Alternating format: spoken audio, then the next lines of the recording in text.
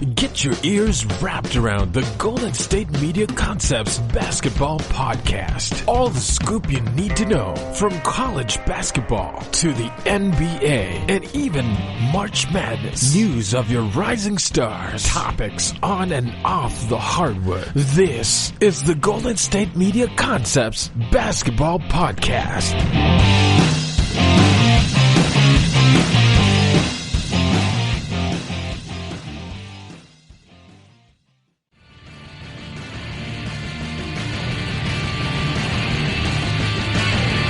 Welcome into the GSMC Basketball Podcast right here on the GSMC Podcast Network. I am your host, Brice Lewis, right here on the podcast. Obviously, you know what we do here. We talk about everything basketball here on the podcast. So, obviously, today's show, we're going to get more into storylines, headlines, going into the or return, as literally in just a few days, we will have players starting to travel to Orlando and getting ready to get everything all secured, ready to go. So, there you go. And so, obviously, as you can tell from that situation, we're going to give you all the headlines I can on it, talk about every storyline that's going into it, give my thoughts on it, and we're just going to break it down from there. So, we're going to have to see how it all ends up and how it all goes at the end of the day. So, and then we're also going to have Ethan joining the show today. So, we're going to have Ethan again on to this show. We'll see how many segments he sticks with us. He might stick for 2. He might stick for 1. We'll have to see. But, you know, it's always great having Ethan a part of the show. So he'll be on later today on the show. So, obviously, like I said, we're going to get into storylines surrounding the NBA restart, obviously, with the basketball league back on its way. You know, on July 30th, we're going to have our first game. Obviously, a lot of people are excited for that game. Obviously, that would be the first of 8 regular season games for all the teams leading into the 2020 playoffs. And so we're going to look at, obviously, the top stuff, things that people have been asking questions about and everything on top of that to see how it's going to get there. So obviously we're going to start with probably one of the more obvious, one of the more stories that was asked when it was first even made, is the Wild West's race for the 8th spot in the Western Conference. Obviously 5 teams are in contention: Memphis, Phoenix Suns, Sacramento Kings, New Orleans Pelicans, and the Portland Trail Blazers. Obviously, when the season was suspended, Memphis Grizzlies were 32-33 with a 3.5 game lead over the Pelicans and Blazers and Kings. Obviously, the Spurs were 4 games back, and the Phoenix Suns were 6 games back. Now, if we look at the 538 projection system, broke down the possibility of snagging the 8th seed. Surprisingly enough, based off the current standings, the Pelicans have a 60% chance of getting the 8th spot, with the Memphis behind them with 15%, Portland with 14%, Kings with 9%, Spurs with 2%, and then Suns with 1%. Obviously, this is just a projection system, because this projection system was made on March 12th. So obviously, we don't know what's going to happen now. Now, obviously, with this restart format, we don't know all the shape every player is going to be in. We're finalizing who all is actually going to play. It seems like in terms of the race in the 8th, for the 8th spot in the the Western Conference, that all the players, as far as we are aware, are going to be coming and they're going to be playing, except Trevor Ariza off Portland. As far as we know, everybody else will be playing, though. So obviously we'll have to see, and obviously you know the rule: if the 9th place team gets within 3 games, is it 3 games, I believe, or I think actually within 4 games, they will be able to have a playing game for that final playoff spot. So it's definitely an interesting situation. Obviously, like I've said before on this podcast, people believe that this was created to give Zion Williamson and the New Orleans Pelicans a chance to make the playoffs, because obviously the NBA views Zion Williamson as a ratings mover, and so they want that matchup between LeBron and Zion in the first round to help promote ratings. And obviously the Pelicans are probably, out of those 5 teams, probably one of the most interesting teams in general. So that's obviously why people think that's why that move is trying to be made. You know, and listen, out of all the teams, the Pelicans' opponents that are playing for the rest of the season combined for less than a 500 record. So if they stay healthy, staying within 4 games should be good. I mean, really, at this very moment, even though the Kings are in it and the Spurs are in it, the perception is going to be coming down to the Pelicans and the Portland Trailblazers as the two teams battling to try to get the spot for Memphis. Because the one question I would have is this, which I'm sure they're going to have a tiebreaker because they're not going to do another play-in game, would be, well, what if Portland and the Pelicans tie?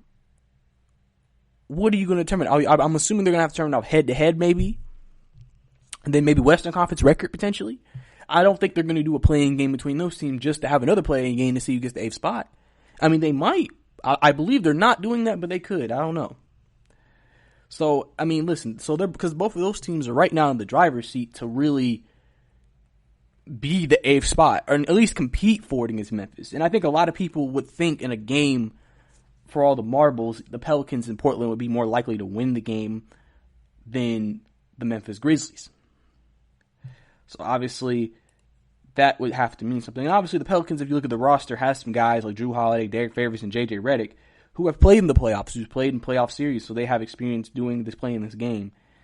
So, listen, the hot pick is the Pelicans. The best team, in my opinion, out of all these teams is the Portland Trailblazers, because they're fully healthy, even with Trevor Ariza gone. I think they are the best team. They could probably give the best challenge to LeBron James and the LA Lakers. It's just a matter of who's just going to be the one making it. And obviously, we can't forget about Memphis. Memphis did get to the spot for a reason, for John Morant's play and everything they've done. Memphis is a very well put together team. Remember, at the beginning of the season, they looked like they were out for dead, and then they were going to make a comeback and win games, and they played against some of the best teams. Remember, they beat the Lakers before they even went on this hiatus. So they definitely have showed a knack to play and be able to play against some of the better teams in all of the NBA. So we can't forget about Memphis and think that they're just going to give up that 8th spot that they're currently in already. Because more than likely, they will probably be in the play-in game. Unless they just completely stumble down the stretch and drop 2 spots, they will be in the play-in game when it's all said and done. Another storyline that we're following is the title favorites. Obviously, we know Clippers, Lakers, Western Conference favorites. Those are going to be the 2 most favored teams of the Milwaukee Bucks out in the Eastern Conference. Teams underlying with title hopes, 76ers, Denver Nuggets, Houston Rockets, teams like them. Obviously, like I said, all the superstars on these teams are coming back and they're playing. None of them are going to sit out. None of them are going to be out. So in terms of top star power, every team's going to have their top guys.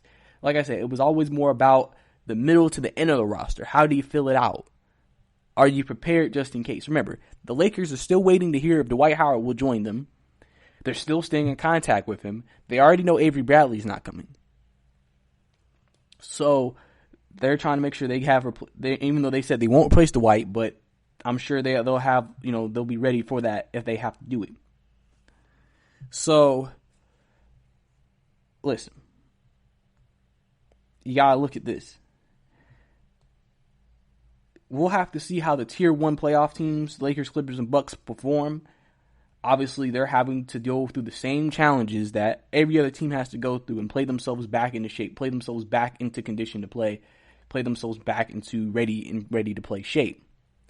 So obviously, that's going to be very important to see how that goes and how that all turns out together. And so we're just going to have to see if everything can be put together with both of these teams.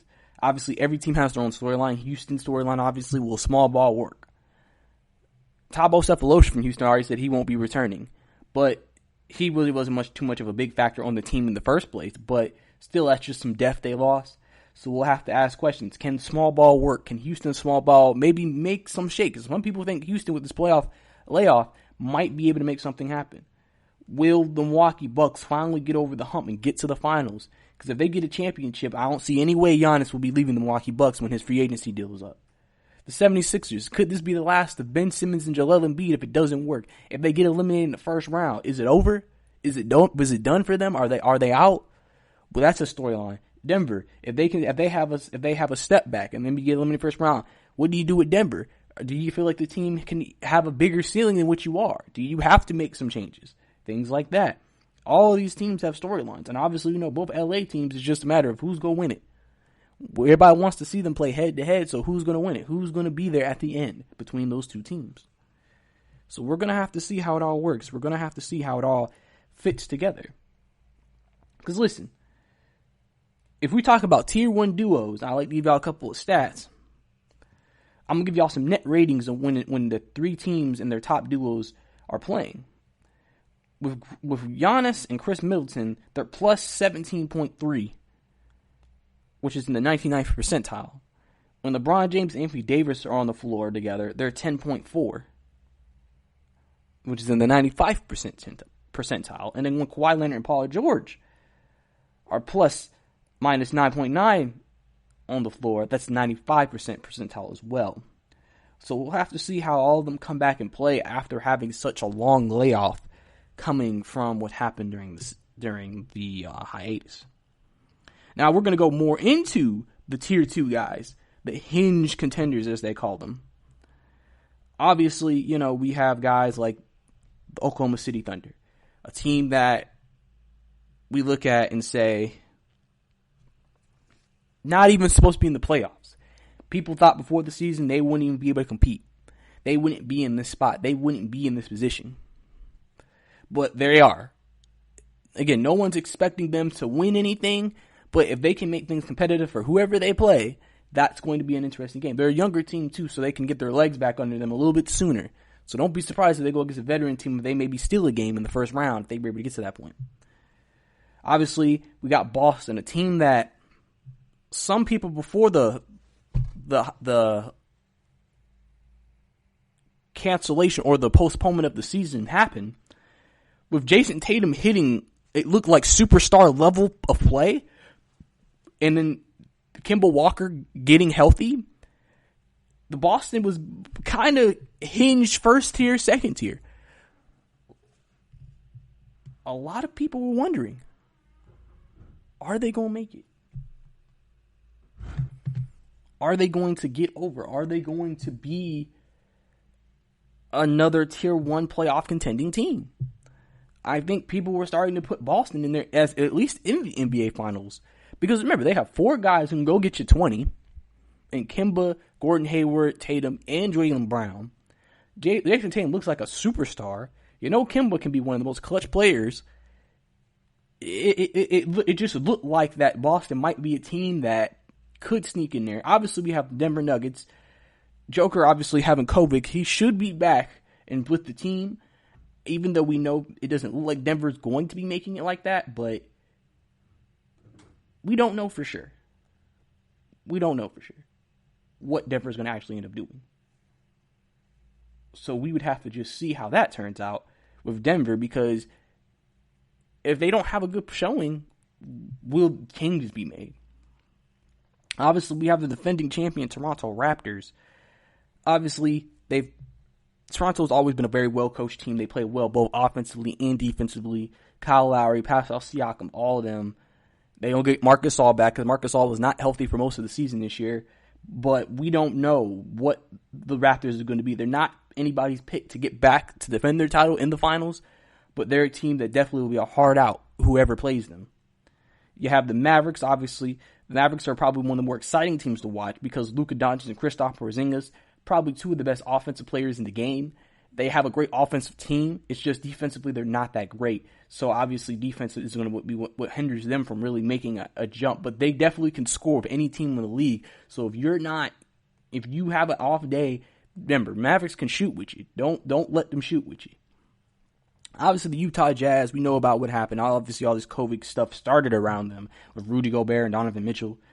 We'll have to see how they play on the court together. Obviously, we've had reports about their relationship obviously being a little strained and some players in the locker room not being happy. So we'll have to see how Utah looks getting back on the floor together. The Pacers are a team that obviously always exceeds expectations. They don't have a number one guy, which you would think is Victor Oladipo, but he's been hurt for most of the year, and we still don't know if he'll actually return. But they're always a hard out, and they always play hard.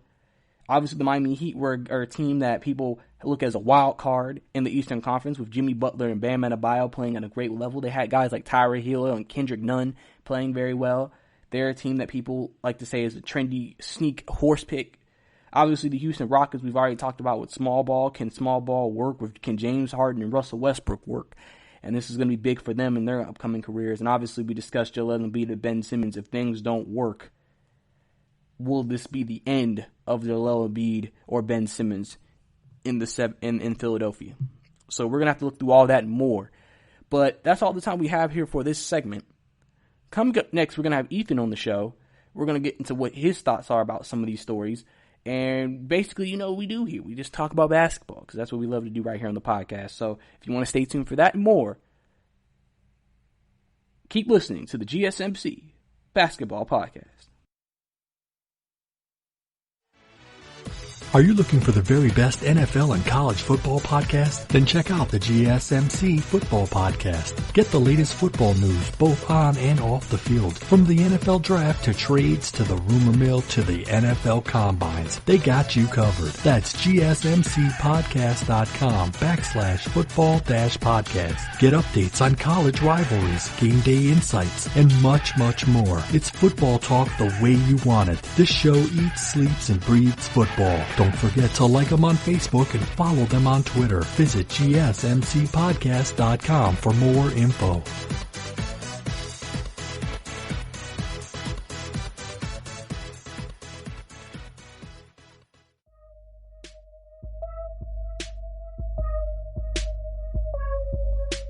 Welcome back to the GSMC Basketball Podcast.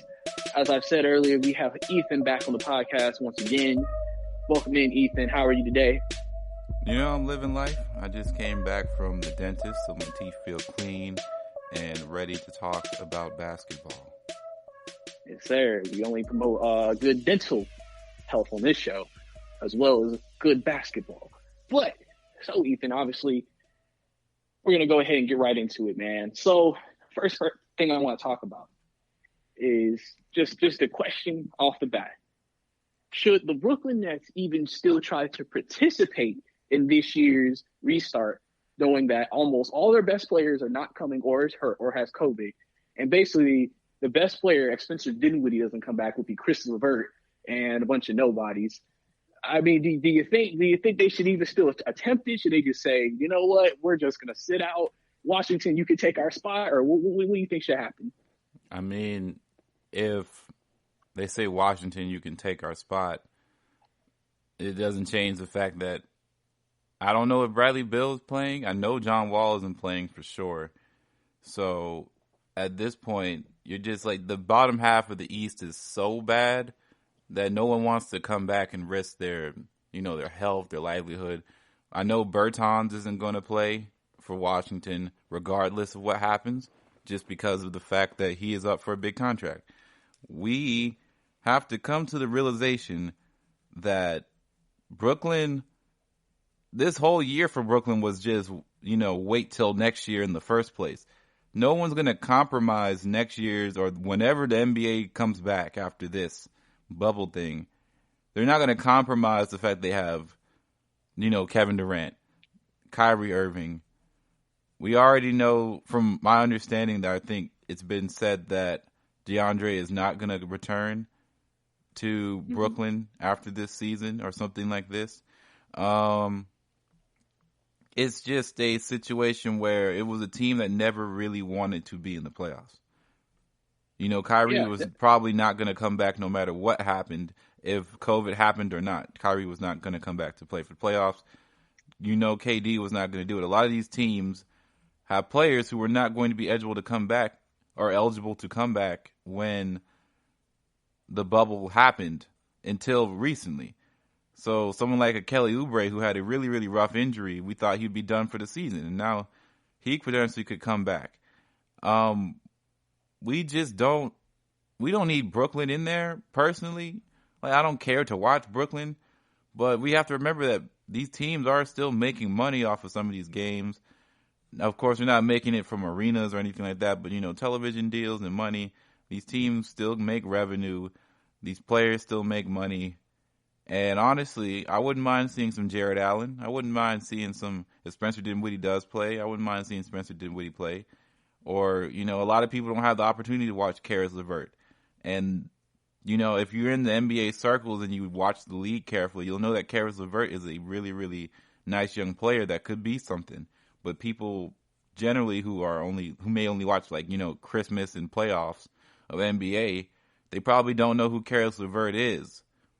So it'll be a good opportunity for him to showcase on a microscope level of what his basketball skills are. And I think that's the bottom line of what this bubble's opportunity is for certain young players and players who may not have gotten the shine that they feel like they should in a large regular NBA season, is that this is kind of like the tournament as far as microscope ability. Like, people blow up in the tournament.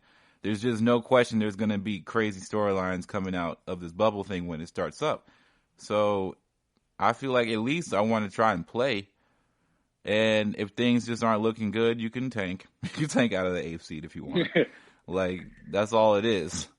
But they're going to play. Like, there's just no point in not playing.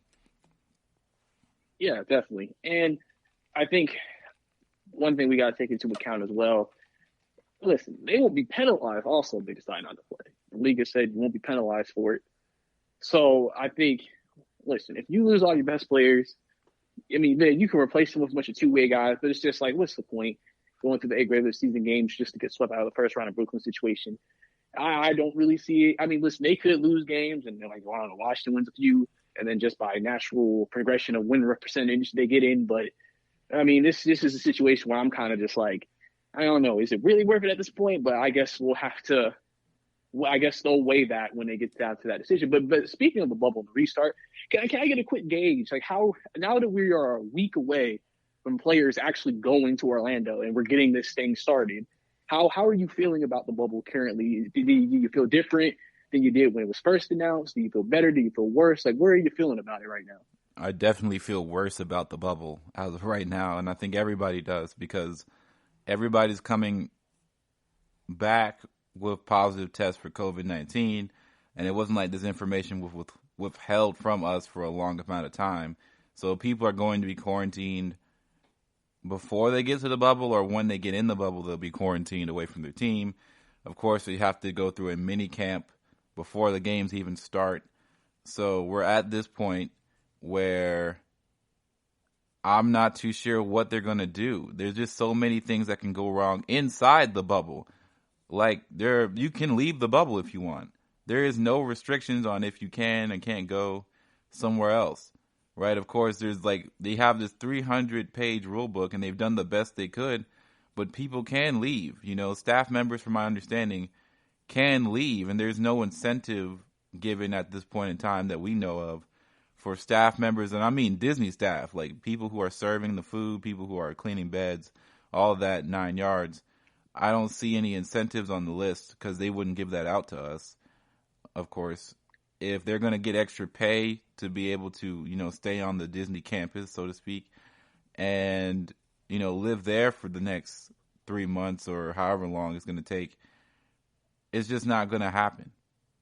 So I feel as if there's going to be a real gut check time. If somebody else comes back with COVID during the bubble, it's just going to be a firestorm as far as what to do, how they treat this. And if it's somebody of importance, like let's say, I don't know, God forbid, let's just say Damian Lillard or something gets coronavirus. And he's been somebody who's like, if there's no real chance of getting to the playoffs, I don't want to play and risk my family and my health. I'm pretty sure CJ McCollum has been very apparent that he's really against playing most of the time. James Harden has been kind of iffy about playing for COVID-19 reasons as well. But if a guy like on that stature level comes back positive, it's not going to be good, because we're seeing it now in the NFL.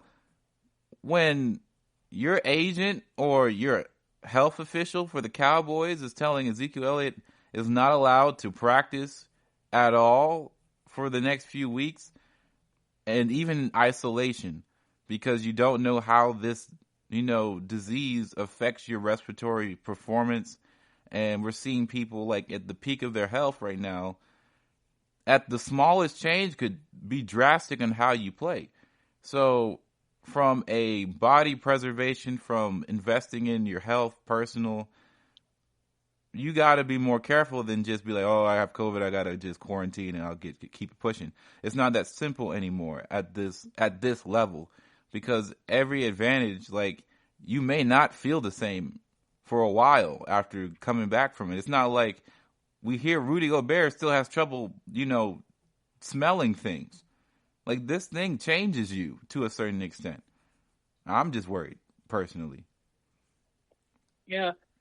And I mean, hey, the thing about it is we all recognize the risks. We all recognize the chances that are being taken here. I mean, a lot of, honestly, you could say next season is riding on this, because this will help give them more of an insight on, like, okay, what's working and what's not working for us.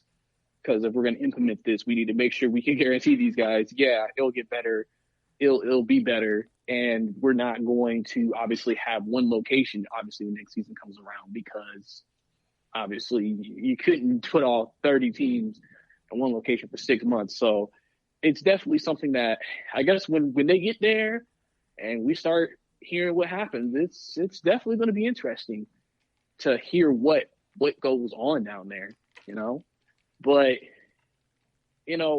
one thing that's also been associated with this bubble and restart, Ethan, is the fact that some people talk about there could be an asterisk by whoever wins the championship this year because of the fact the season stopped.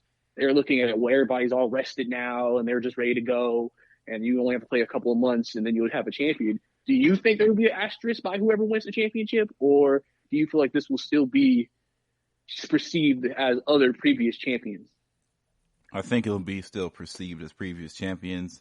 However, if somebody really, really important goes down, like a Kawhi or a LeBron even, or something like that, then I'm sure there'll be like some sort of asterisk. But at the end of the day, it's still 8-team playoffs. It's still people are going to play.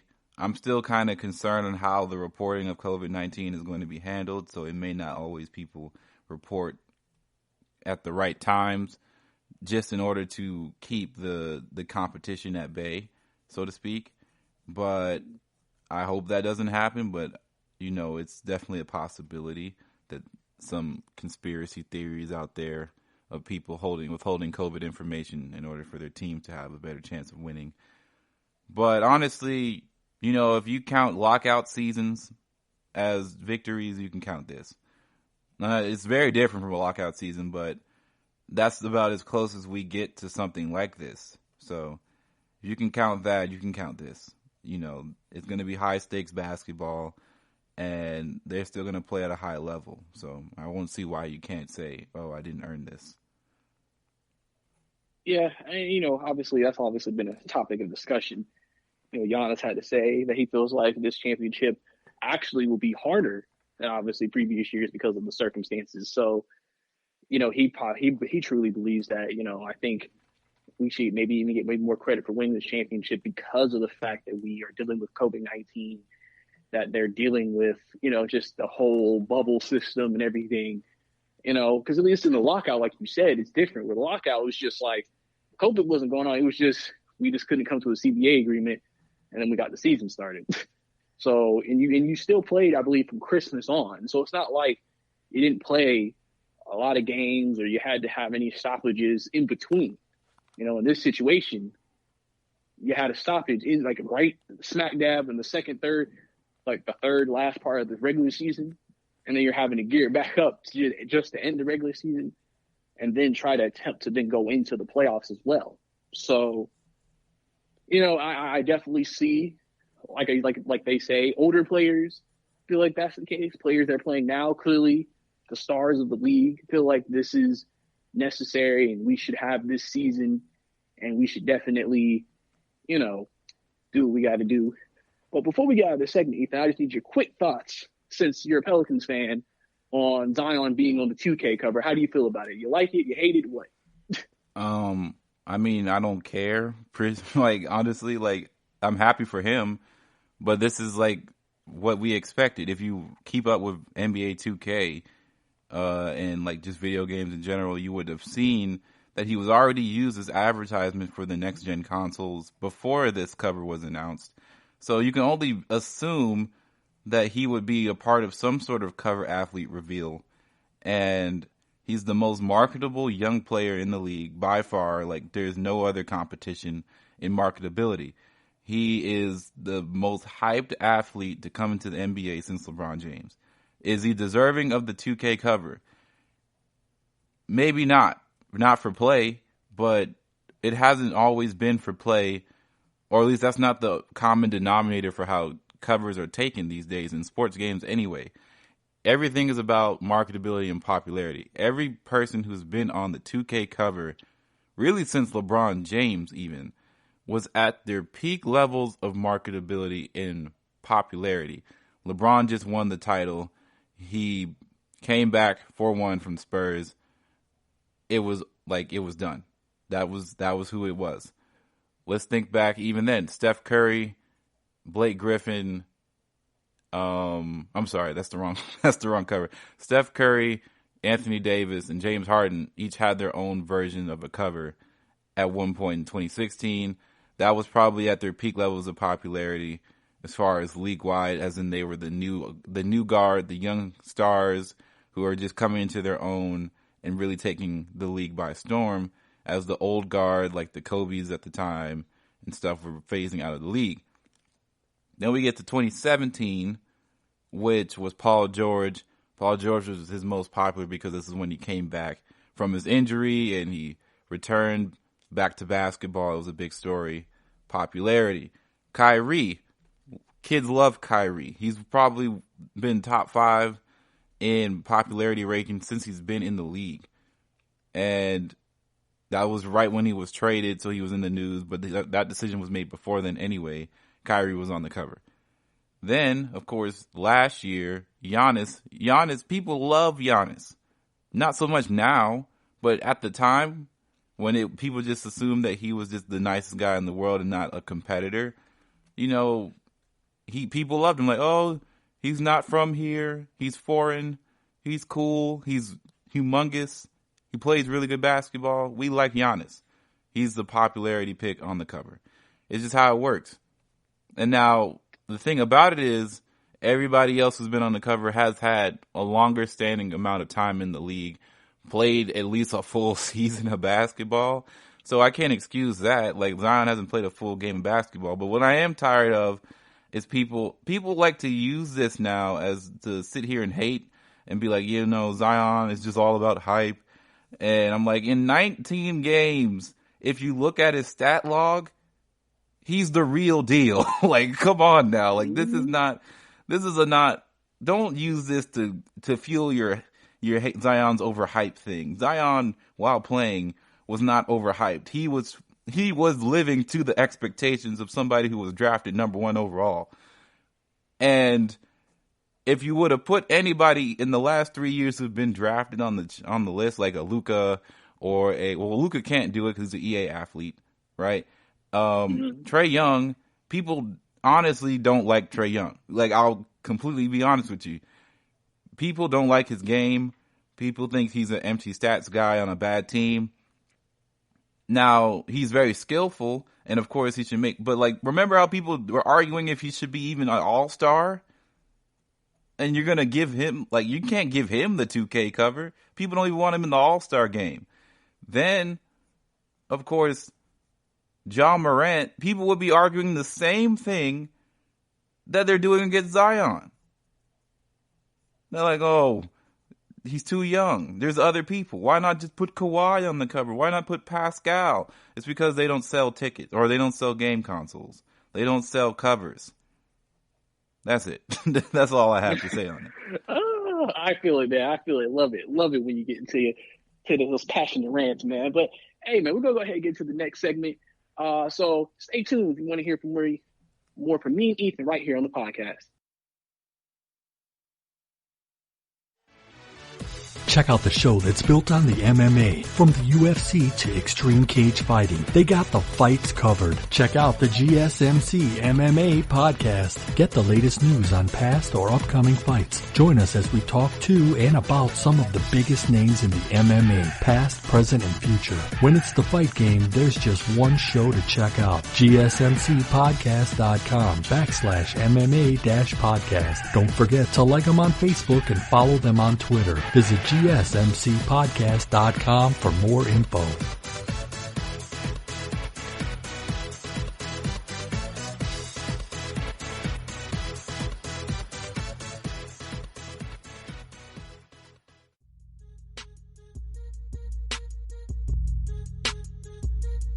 Welcome back to the GSMC Basketball Podcast. We're still here with Ethan. Obviously, Ethan, before we ended our last segment, got to a passionate rant talking about the 2K covers and marketability and everything. So obviously, this boy Ethan, he knows his stuff about what gets people paying for video games and consoles like 2K. But Ethan, talking about at the end of last segment, you were talking about Zion and John Morant, etc. Well, I'm going to get your opinion on some of the awards that are still having to be given out since, obviously, the season stopped. And, obviously we had favorites, but we don't know if this NBA restart could change that. And so we're going to start with the Rookie of the Year, since that is clearly an award that Zion is in. But is it realistic that he can get it with John Morant as well, still being the front runner beforehand? And I have a theory that one of the reasons why they definitely wanted the Pelicans a part of this restart, because they want Zion and Morant in that play-in game for the 8th spot. And I could see some people trying to look at that game as that game, whoever wins that game is going to win Rookie of the Year. What are your thoughts? Well, for one, everybody's wrong. The Rookie of the Year is Brandon Clark, and here's why. I'm playing. It's not Brandon Clark. I like Brandon Clark as a player, though. But in all seriousness, it shouldn't be that way. The Rookie of the Year belongs to John Morant. And at the end of the day, Zion played 19 games of the regular season. And this whole play-in tournament, so basically if Zion plays the rest of the season, which is 8 games, he will have played 27 games of basketball. Can't give him Rookie of the Year for that amount of work. It's just not something that's going to happen. And honestly, he should be eligible for Rookie of the Year next year. I feel like that should be fair. But, of course, that won't happen because he came at a time where if the season finished regularly, he would have played kind of 40-something games, maybe. So, John Morant has been spectacular all season long. He deserves Rookie of the Year, and that's just it. It's okay. We don't need Zion to win Rookie of the Year. Now, what you can say is that Zion is the real deal. And that's why people are even arguing this in the first place. And we're seeing a Zion this good, this young, in 17 games of the season, or 17 games played. His potential is through the roof.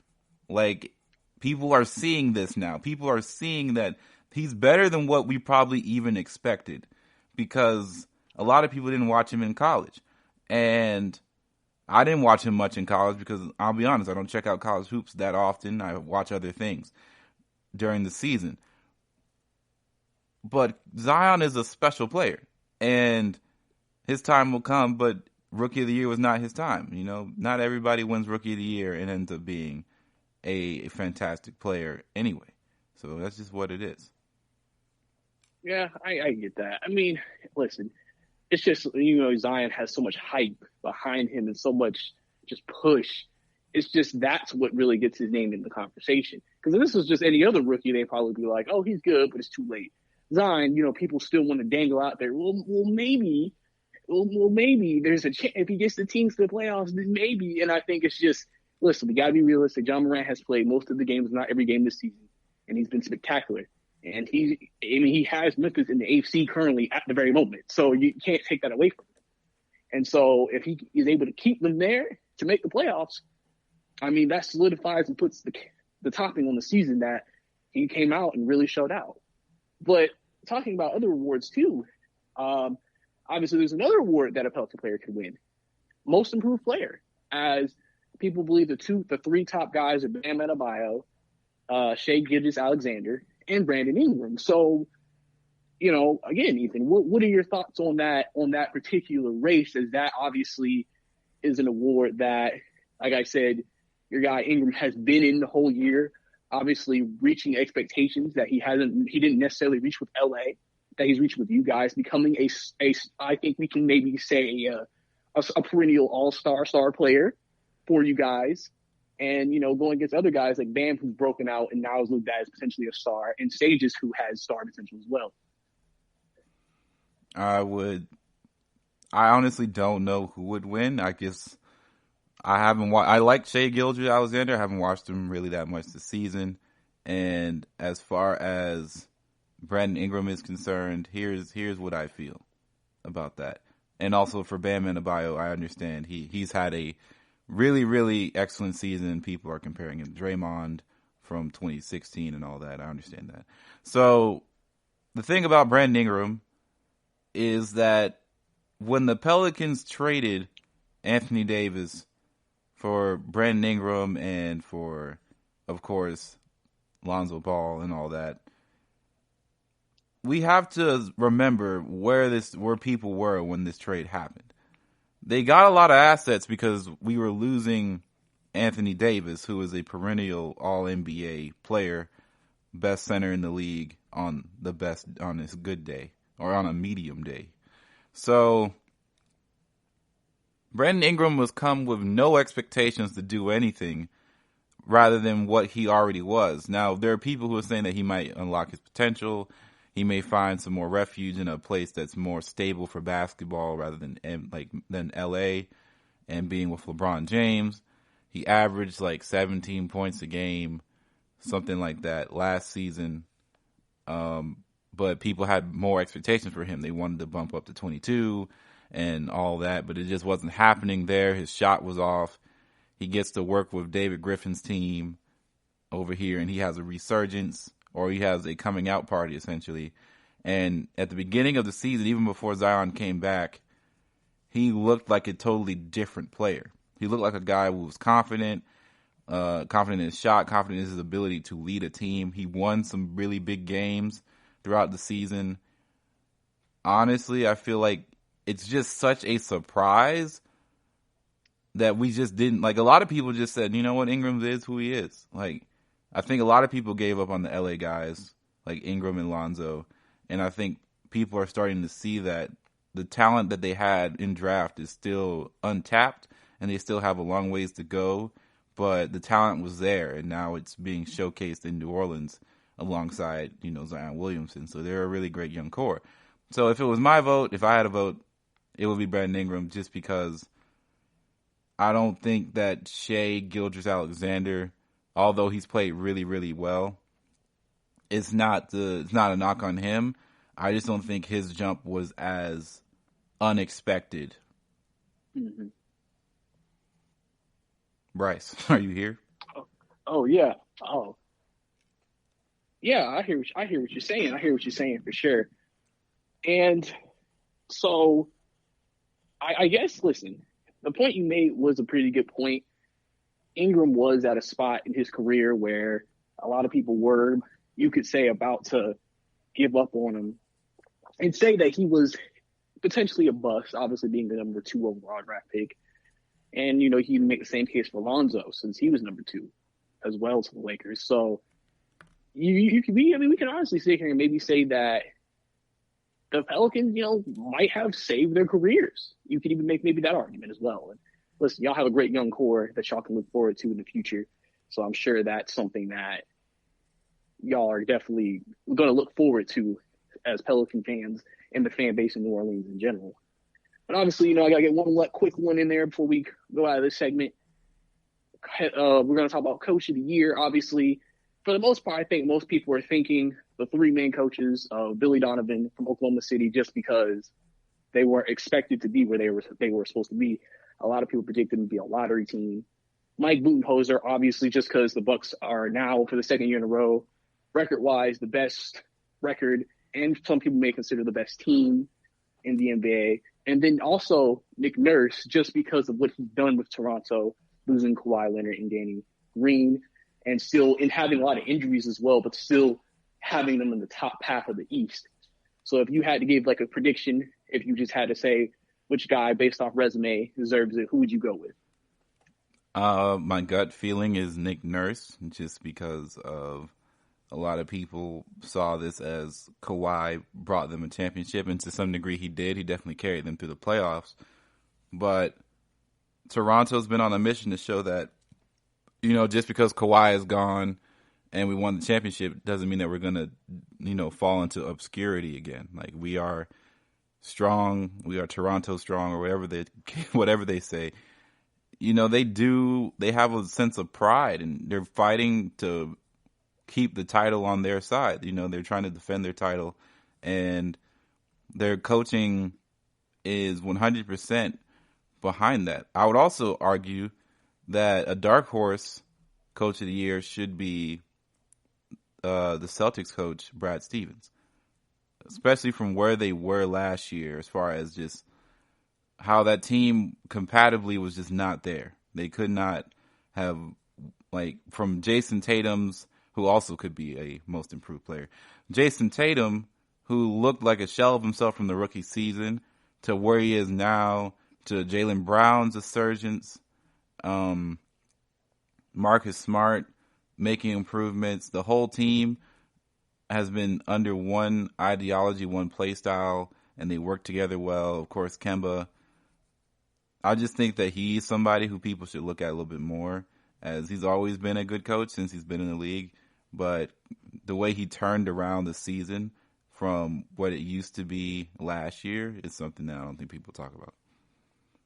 Yeah, definitely. And, the Celtics, obviously are kind of even looked at as a dark horse in terms of maybe potentially winning the NBA championship as well. So if that happens, Brad Stevens has been acknowledged as one of the best coaches, or one of the better coaches in all of the NBA, for what he's been able to do with the talent he's had since he's been there. So that's definitely a very possible thing.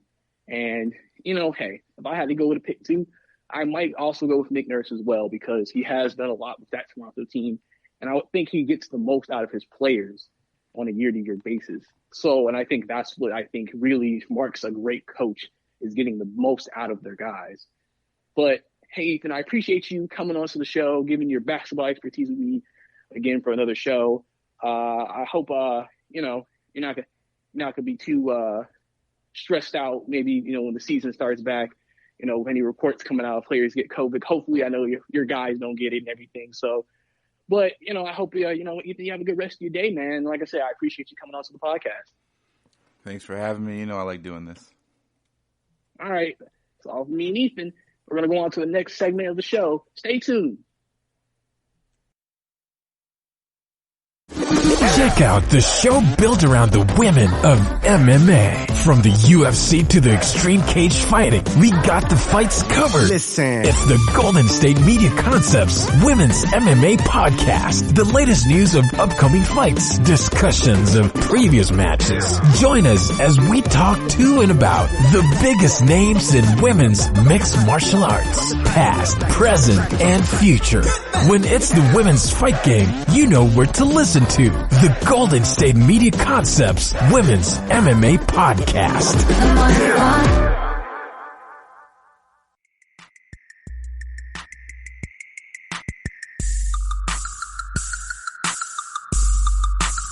Welcome back to the GSMC Basketball Podcast. So, we're going to jump into this segment.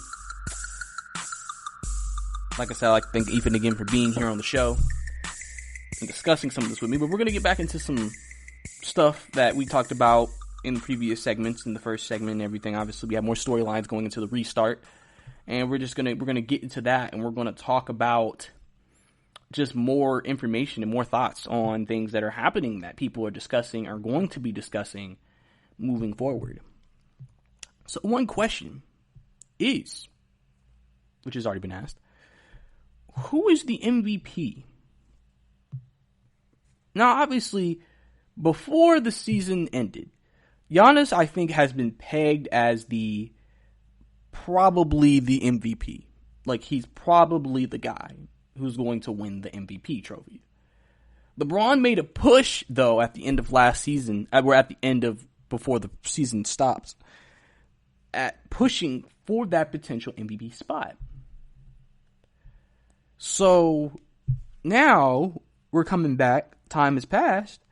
Well, you really only got 8 games necessarily to make an impression, unless they're going to use the playoffs as a way to actually contribute to it.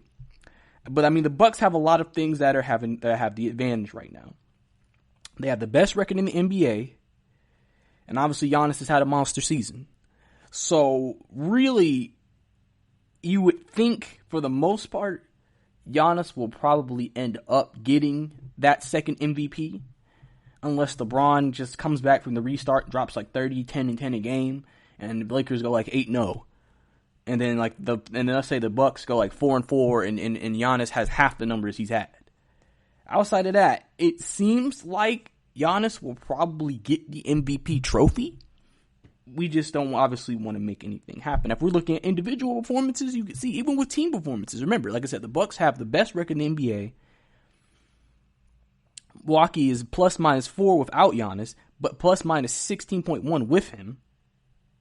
So obviously, it's more impressive.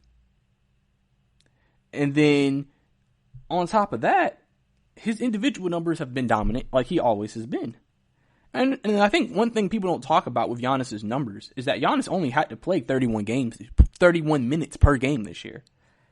So with 31 minutes per game, he's averaging almost 33 points a game, 15.2 rebounds, 6 assists, 1 steal, and 1 block. And also leading an NBA's plus-minus rating. So his numbers are monster, and he's not even playing that many minutes to do it. He's averaging more points than he is minutes a game. So clearly, he does his work quickly, and he does his work fast. Obviously, his numbers will go up when the playoffs start, just because it's the playoffs. I mean, your numbers have to go up then, but it just makes things much more, I think it makes things easier for the voter, because it's just like, well, what do we have to say we need to replace Giannis? Now, like I said, we'll have to see what type of shape he's in when the season returns and where he's at with his performance and his body. But based off this, it just seems like everything looks like he should be the MVP. Like, listen, I'm sure somebody will still vote LeBron, but we'll have to see when it gets down to the end of it what happens, and see that more than likely Giannis will probably still be the MVP. Another question in the awards race that not a lot of people have talked about was who's going to be Rookie of the Year. Now, obviously, remember, Zion missed the first part of the season. John Morant had a good start, even though record-wise wasn't the best. He had good performances, and he played well, and he's really been the best rookie all year. But Zion had the wave of momentum. Zion is the guy who the NBA looks as their ratings mover, as their next star after LeBron, who has all this just everything behind him. People were even saying, even if he plays half the season, if he gets the Pelicans in the playoffs, you got to give him Rookie of the Year. So obviously, you feel like there's a much more of a positive momentum towards a Zion, because more people are thinking, if Zion does this, give it to him. Even though John Morant has played well. And I mean, listen, when Zion, before the shutdown stopped, he did produce at a high level. He was having great numbers. It wasn't like he was not playing well. He was playing great numbers. But I do think that John Morant will still get the award. I just think Zion will probably still steal some first place votes from him. So, listen, I'll read you a quote from Jonathan Weiserman from the Bleacher Report. He on John Morant and what he thinks about the situation, and as the pressure intensifies on him, obviously coming back to Orlando. So last year, the postseason spotlight brought out the best in Murray State's point guard, as he averaged 27.5 points, 7.8 assists, 7.3 rebounds in 4 games between the conference and NCAA tournaments. Given his personality and his status leading an underdog Memphis team that seemingly is playing with house money, it's easy to picture Morant continuing to strengthen his Rookie of the Year case at Disney. Again, with only 8 games left, I think that Morant should have secured enough. He even said on Taylor Rook's FaceTime, he thinks he's done enough. But listen, he might need another stretch to hide off Zion. Because listen, if what this play-in does, if the Pelicans are able to play Memphis for that play-in for the last spot, is some people may look at that game and think that's the game that will determine Rookie of the Year. If John Morant beats Zion Williamson, he's Rookie of the Year. But if Zion Williamson beats John Morant, he's Rookie of the Year. So the stretch that is going to be coming up for both of these players and both teams both competing for a playoff spot but also for a Rookie of the Year, there's a lot on the line here. There's a lot that both teams are playing for, and it's going to be interesting again to kind of see how things kind of work out and how things are put together. I think that's going to be probably one of the bigger things here that we have to look at. So we'll have to see. But also, we got to talk about the rest of the awards as well. Obviously, Sixth Man of the Year. I mean, really, realistically, we look at Sixth Man of the Year, I think this award's probably going to go to Dennis Schroeder. I mean, Dennis Schroeder is a guy who has played very well with Chris Paul, working with Chris Paul in the backcourt of Oklahoma City. He's been one of the reasons why Oklahoma City is in the position they're in now. You know, he was the starting point guard when Russell left. You know, he was supposed to be, and then they were able to get Chris Paul. And even that, Dennis Schroeder is still leading with 19 points a game with leading reserves. And so I think Schroeder is definitely a guy who has definitely earned this award, and I hope that they give it to him. Obviously, we have some honorable mentions like Montrezl Harrell and Derrick Rose. Derrick Rose had some momentum in the middle of the season. Obviously, as Detroit started faltering, he wasn't getting as much attention, but he's definitely an honorable mention. Obviously, Montrezl Harrell has always been a beast coming off the bench for the Clippers. So obviously, you know, that's going to be something that will be interesting to look into and see too as well. But I think Dennis Schroeder probably will end up being the Sixth Man of the Year, as I think a lot of people would agree that he should. We also got to look at Defensive Player of the Year. Now, obviously, we've already talked about Giannis winning MVP, but you could make an argument that he also deserves to win Defensive Player of the Year as well. You know, and obviously the team, the Milwaukee Bucks, lead the league in defense. And obviously Giannis is known as one of the best individual defenders in all of the NBA, up there with Kawhi and Paul George. And he's averaging 2.2 combined blocks and steals per every 75 possessions.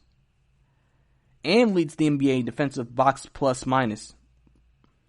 So clearly, he's done a lot. And his impact in terms of team defense, Milwaukee allows 11.3 points fewer per 100 possessions when he's on the floor.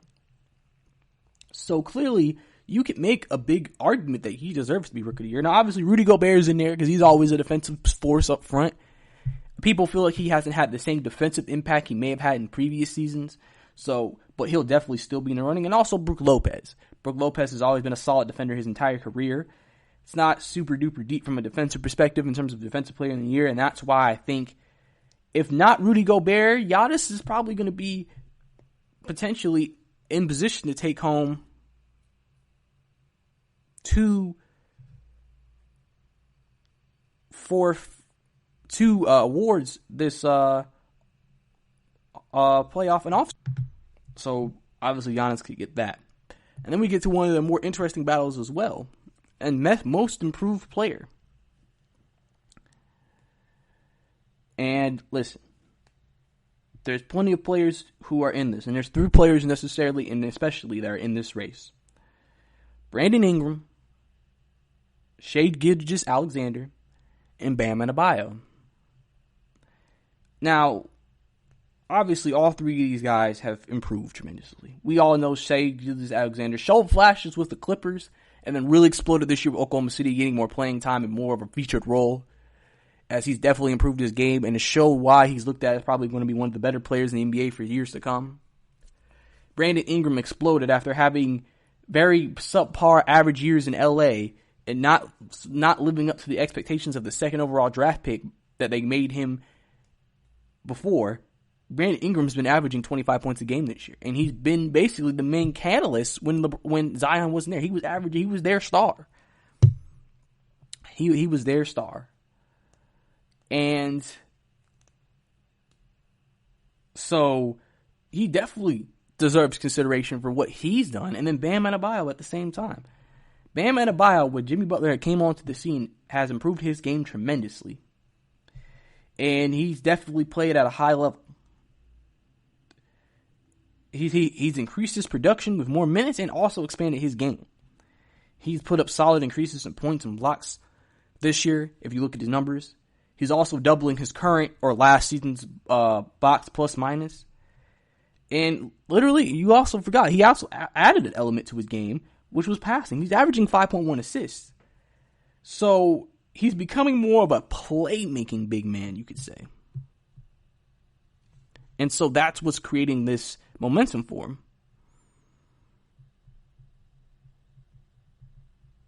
And so with all three of these guys,